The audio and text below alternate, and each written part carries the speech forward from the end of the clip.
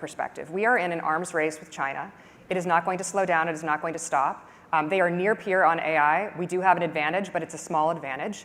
And we have to think about three things when we're developing AI policy. The first is we want to make America the best. We want AI dominance, American AI dominance, but we want that dominance globally. So we want to build products in America, and we want to share it with all of our allies. Two, we have to build the underlying supply chain for all of the products needed. So that's energy, that's all of the component products. We need to be building the physical things that power AI, and we have to be the leader of the world in that as well, which is a different, again, that's the physical world. That's different than just the applications that sit on top of the AI, which we've been talking about a lot.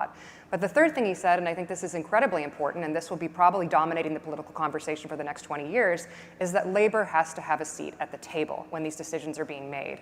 And I think if you remember those three things, and I think it goes back to Alad's point that we have time, this is not something where you're going to see massive job loss tomorrow, but that you need to have the human conversation of how do we protect those who are left behind, how do we think about that and retrain them and do the things in the right way, but also recognizing that we don't have a choice.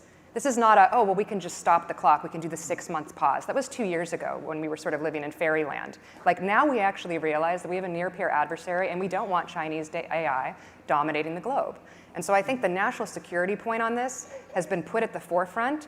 And I understand that it seems like 50% of people are concerned, and the other 50% of people on the chart are either optimistic or have no kind of no views on it, which I always think it's interesting. I want to talk to people who have no views on it because I think they're probably most representative of most Americans. Most Americans don't think about technology, they use it, and they like it. And I actually think the consumer will have a much, much bigger voice in where AI goes than any of the conversations that we're having here today.